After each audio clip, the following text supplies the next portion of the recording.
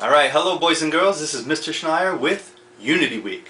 Alright, Unity Week is inspired by a program called the Shanti Fund. The Shanti Fund is an organization full of volunteers, which are people that volunteer their time to promote good things. And the Shanti Fund, they promote peace. Since the events of 9/11, the Shanti Fund and schools all across Long Island have worked together to kind of promote that culture of peace within our schools. The program has been around for over a decade. That's over 10 years. And every year there's a new theme. So our theme this year is peace and security. And that's going to be our sign for today. Peace and security. Alright, so what does peace mean to you?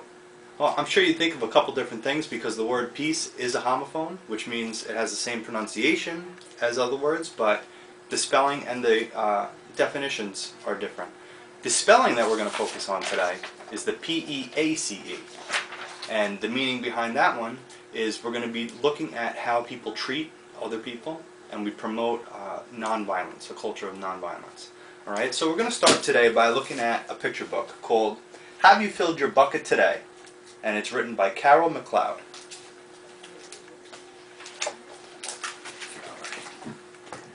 All day long, everyone in the whole wide world walks around carrying an invisible bucket. You can't see it, but it's there. You have a bucket. Each member of your family has a bucket. Your grandparents, friends, and neighbors all have a bucket. And everyone carries this invisible bucket. Your bucket has one purpose only. Its purpose is to hold your good thoughts and your good feelings about yourself. So if you feel very happy and good when your bucket's full, and when you feel very sad and very lonely, that's when your bucket's empty. Other people feel the same way too. They're happy when their buckets are full, and they're sad when their buckets are empty. It's great to have a full bucket, and this is how it works. You need other people to fill your bucket, and other people need you to fill their bucket. So, how do you fill a bucket?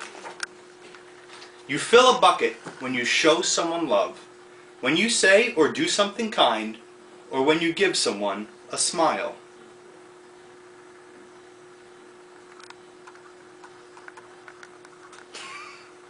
That's being a bucket filler. A bucket filler is a loving, caring person who says or does nice things that make others feel special. When you make someone feel special, you are filling a bucket. But you can also dip into a bucket and take out some good feelings. You dip into a bucket when you make fun of someone, when you say or do mean things, or when you ignore someone. That's being a bucket dipper. A bully is a bucket dipper. A bucket dipper says or does mean things that makes others feel bad. Many bucket dippers have an empty bucket, and they feel that they can fill their own bucket by dipping into someone else's, but that will never work. You will never fill your own bucket when you dip into someone else's. But guess what? When you fill someone's bucket, you will also fill your own bucket too. You feel good when you help others feel good about themselves. So all day long, we can either fill up or dip into each other's buckets, and what we say and what we do. Try to fill a bucket and see what happens. You love your mom and dad. Well, why not tell them that you love them? You can even tell them why. Your caring words will fill their buckets right up. And watch for smiles too. Smiles light up their faces, and you will feel like smiling too. A smile is a good clue that you have filled a bucket. If you practice, you will become a great bucket filler. And just remember that everyone carries an invisible bucket. Think of what you can say to do to fill it. Here are some ideas. You can smile and say hi to your bus driver. He or she has a bucket too. You can invite the new kid at school to play with you, or someone on the buddy bench, or someone who's just sitting alone. You could write a thank you note to your teacher. You could tell your grandpa that you like to spend time with him. There are many ways to fill a bucket. Bucket filling is fun and easy to do, and it doesn't matter how old you are, and it doesn't cost any money, and it doesn't take much time. Reverse, reverse. Reverse, reverse. It doesn't matter how old you are, it doesn't cost any money, and it doesn't take much time. Remember, when you fill someone's bucket, you fill your own bucket too. When you're a bucket filler, you make your home, your school, and your neighborhood better places to be. Bucket filling makes everyone feel good. So, why not decide to be a bucket filler today and every day? Just start each day by thinking to yourself, I'm going to do something nice to fill someone's bucket today. And at the end of the day, ask yourself, did I fill a bucket today? Yes, I did. And that's the life of a bucket filler. And that's you. Alright, boys and girls, that's the end of our story today. And what I like so much about this story is it ties into everything that we've been talking about recently. Everything that we've been talking about being proactive, being in charge of your moods, your actions, and making sure good things happen. Think about this book and what you could be doing. You have the power to be proactive. You're in charge of yourself, you're in charge of how you act, and you're in charge of influencing your friends on how they treat other people.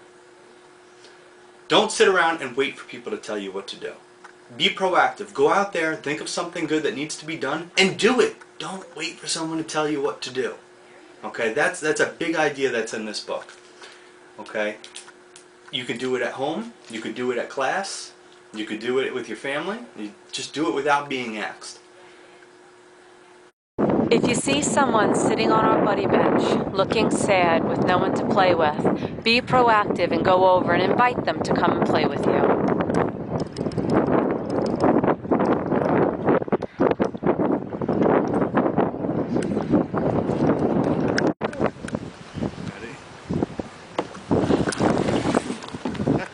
Nice. Okay, boys and girls, at this time, you're going to be beginning an activity with your teacher that's going to help focus on this idea of being proactive and promoting a culture of peace. Your first job that you're going to need to do is to think about what you can do to fill other people's buckets. Think specifically, right now, the students within your class, what can you do for every single person in your class to start filling their buckets? You know, you could start recording those ideas in a journal and just maybe challenge a friend to see who can record more things, good things, that they do for other people. Okay? When you go outside today, you're going to be thinking about these initial ideas. These ideas of what you can do, those are your first creations. Things that you can do for other people, those are your thoughts. That's going to be what the bubbles represent. When you blow those bubbles, you are going to end up being responsible for making sure that those ideas turn into an action plan. And you actually go out there and make those things happen. That's your responsibility. Okay, we'd like to end today with a quote from Mahatma Gandhi.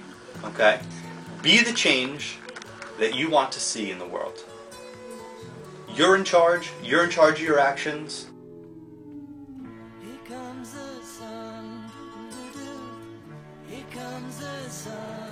You are about to begin an activity with your teacher that will require you to think about how you can do just that, spread the culture of peace. Start by thinking about your day and planning things that you can do to fill your bucket today. Take this opportunity very seriously. A great start would be what you can do for other people in your class, including your teachers. Before we go outside, your first job is to think about these things and imagine yourself doing them. When we go outside, you'll be blowing bubbles that will represent the first creation, your thoughts and ideas. You'll be responsible for taking action and making those thoughts a reality. 20 things we should say more often. Number 20, thank you. And not just on Thanksgiving, every day. Number 19, excuse me. Number 18, here's a surprise corn dog that I bought you because you're my friend. There'll be more corn dogs and more happy people. This is a good idea. Corn dog for you, corn dog for you, corn dog for you. Number 17, I'm sorry. Number 16, I forgive you. Number 15, you can do it! But don't say it if it's something I can't do. Number 14, another thing that we should say more often, I have barbecue sauce in my shirt too. Before you say something about the barbecue sauce on somebody else's shirt, take a look at the barbecue sauce on your own shirt. Number 13, please. Number 12, everything is going to be okay. Number 11, oh, you got me a corn dog too? You shouldn't have, buddy. Number 10, I don't know.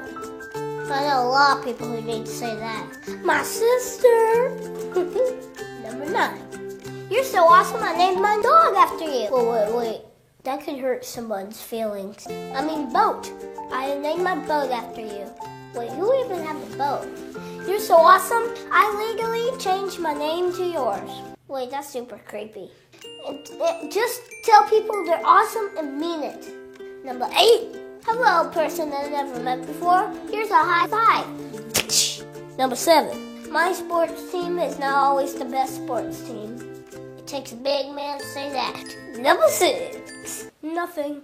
Sometimes that's the best thing you can say. Number 5,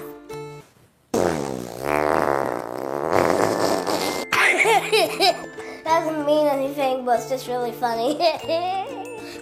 Number 4, I disagree with you, but I still like you as a person who is a human being, and I'll treat you like that. Because if I didn't, it would make everything bad, and that's what lots of people do, and it's lame. Whew, I need a water break, y'all. It's okay to disagree, but it's not okay to be mean. Number 3, sometimes you just gotta scream.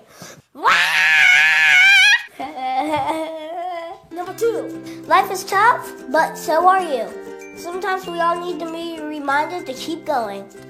Number 1, something nice, anything. If you can't think of anything nice to say, you're not thinking hard enough. So what about you? What do you think people should say more often? Leave a comment below and let's hear it.